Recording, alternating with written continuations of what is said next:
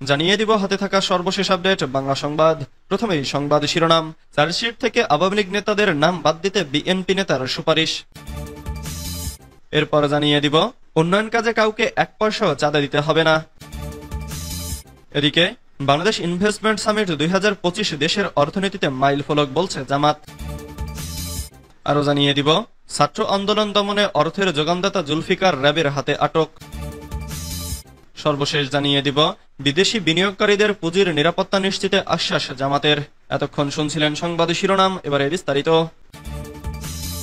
Chargesheet থেকে আওয়ামী লীগ নেতাদের নাম বাদ দিতে বিএনপি নেতার সুপারিশ। ইউনিয়ন বিএনপির কার্যালয় ভাঙচুর ও ককটেল বিস্ফোরণের ঘটনায় হয়েছে মামলা।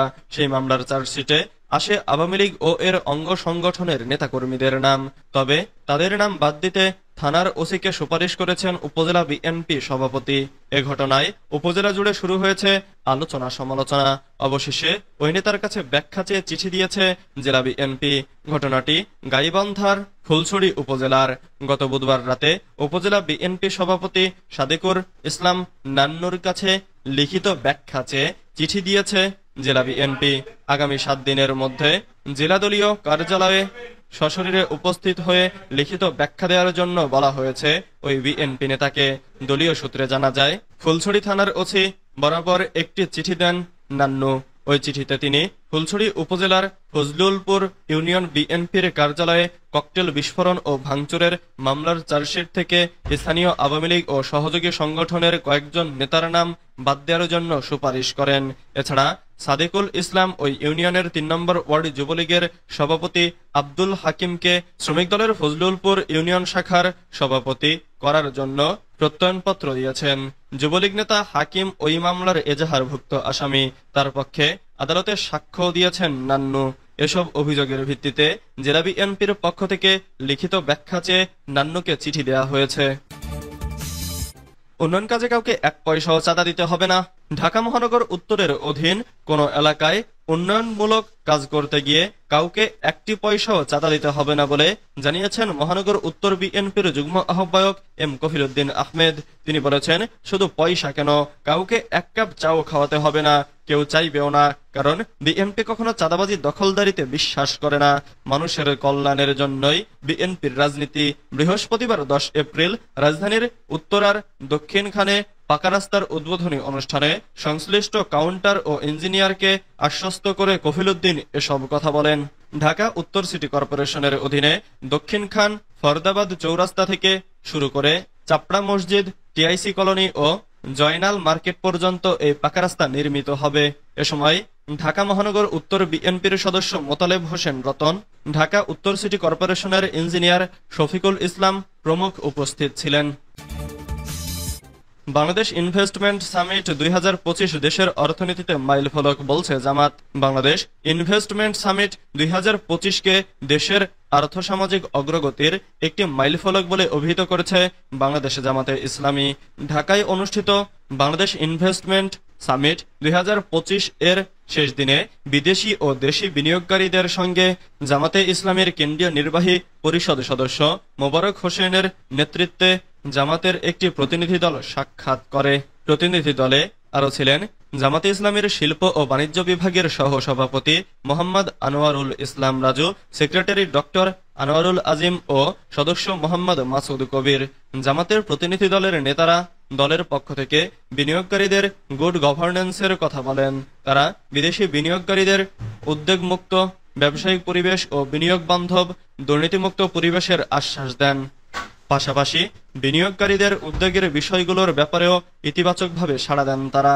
বিনিয়োগকারীরা জামাতে ইসলামীর কাছে বাংলাদেশে নারীর ক্ষমতায়নের ব্যাপারে জানতে চাইলে প্রতিনিধি দলের সদস্যরা বলেন, নারীর ক্ষমতায়নের ব্যাপারে জামাতের ভূমিকা ইতিবাচক। তারা রাজনৈতিক স্থিতিশীলতার পাশাপাশি সুশাসন উপহার দেওয়ার কথাও বলেন। তারা আরো বলেন, বিগত সময়ে জামাতের নেতৃত্বে মন্ত্রণালয় পরিচালনার সময় কোনো দুর্নীতির অভিযোগ ছিল না। বাংলাদেশে ব্যবসা ও বিনিয়োগকারীদের উদ্বেগমুক্ত পরিবেশ নিশ্চিত করার আশ্বাস দিচ্ছে জামাতে ইসলামী। ছাত্র আন্দোলন দমনে অর্থের যোগানদাতা জুলফিকার র্যাবের হাতে আটক। বৈষম্য বিরোধী ছাত্র আন্দোলন দমনে অর্থের যোগানদাতা বরিশাল বাকেরগঞ্জ উপজেলা আওয়ামী লীগের সহসভাপতি গাড়ুদিয়া ইউনিয়নের সাবেক চেয়ারম্যান এএসএম জুলফিকার হায়দারকে আটক করেছে র্যাব। বুধবার 9 এপ্রিল রাতে ঢাকার মিরপুর থেকে র্যাবের একটি টিম তাকে আটক করে। সূত্রে জানা গেছে, র্যাবের হাতে আটক আওয়ামী লীগ নেতা জুলফিকার হায়দারকে ঢাকা থেকে বাকেরগঞ্জে নেওয়ার জন্য বৃহস্পতিবার রাতেই এসআই তোফাজ্জলের নেতৃত্বে পুলিশের একটি টিম ঢাকায় আসেন। পরের দিন তাকে মাইক্রোবাস যোগে ঢাকা থেকে বরিশালে নিয়ে যাওয়া হলেও বাকেরগঞ্জ থানায় হাজির না করে অসুস্থতার কারণ দেখিয়ে বরিশাল আদালতে পাঠানো হয়। আটক জুলফিকারকে কোন মামলায় গ্রেফতার দেখানো হবে, গণমাধ্যম কর্মীরা এ বিষয়ে বাকেরগঞ্জ থানার ভারপ্রাপ্ত কর্মকর্তা শফিকুল ইসলামের কাছে জানতে চাইলে তিনি বলেন, থানায় আনার পরেই বলা যাবে কোন মামলায় তাকে গ্রেফতার করা হয়েছে। এ বিষয়ে পরবর্তীতে ওসির কাছে জানতে চাইলে তিনি প্রথমে বলেন, আসামিকে নিয়ে আসা হচ্ছে, তবে পরে আবার তিনি বলেন, থানায় আসামিকে আনার পর বরিশালে চালান দেওয়া হয়েছে। এ প্রসঙ্গে এসআই তোফাজ্জল হোসেন বলেন, আওয়ামী লীগ নেতা জুলফিকার হায়দারকে গাড়ুদিয়ায় বিএনপি নেতাকর্মীদের ওপর হামলার ঘটনায় দায়ের করা মামলায় চালান দেওয়া হয়েছে। অসুস্থ থাকায় থানায় না এনে তাকে ঢাকা থেকে বরিশাল আদালতে চালান দেওয়া হয়েছে। তবে মামলার বাদী হাসান শিকদার বিপ্লব জানান, জুলফিকারকে গ্রেফতার সংক্রান্ত কোনো তথ্য পুলিশ তাকে জানায়নি, এমনকি তাকে থানায় আনা হয়েছে কিনা তাও অজানা। প্রসঙ্গত, আটক আওয়ামী লীগ নেতা জুলফিকারের বিরুদ্ধে বৈষম্য বিরোধী ছাত্র আন্দোলন চলাকালে শিক্ষার্থীদের ওপর হামলা ও হত্যাকাণ্ডে বিভিন্নভাবে অর্থের যোগান দেওয়ার অভিযোগ রয়েছে। বিদেশি বিনিয়োগকারীদের পুঁজির নিরাপত্তা নিশ্চিতের আশ্বাস জামাতের। ঢাকায় অনুষ্ঠিত বাংলাদেশ ইনভেস্টমেন্ট সামিট 2025-এর শেষ দিনে বৃহস্পতিবার অংশগ্রহণকারী বিদেশি ও দেশি বিনিয়োগকারীদের সঙ্গে বাংলাদেশ জামাতে ইসলামীর কেন্দ্রীয় নির্বাহী পরিষদ সদস্য মোবারক হোসেনের নেতৃত্বে একটি প্রতিনিধি দল সাক্ষাৎ করে। জামাতের এ প্রতিনিধি দলে ছিলেন দলের শিল্প ও বাণিজ্য বিভাগের সহসভাপতি মোহাম্মদ আনোয়ারুল ইসলাম রাজু, সেক্রেটারি ডক্টর আনোয়ারুল আজিম ও সদস্য সচিব মাসুদ কবির। জামাত প্রতিনিধি দলের নেতৃবৃন্দ দলের পক্ষ থেকে বিনিয়োগকারীদের গুড গভর্নেন্সের কথা বলেন। তারা বিদেশি বিনিয়োগকারীদের উদ্যোগমুক্ত ব্যবসায়িক পরিবেশ ও বিনিয়োগ বান্ধব দুর্নীতিমুক্ত পরিবেশের আশ্বাস দেন। পাশাপাশি বিনিয়োগকারীদের উদ্যোগের বিষয়গুলোর ব্যাপারেও ইতিবাচকভাবে সাড়া দেন।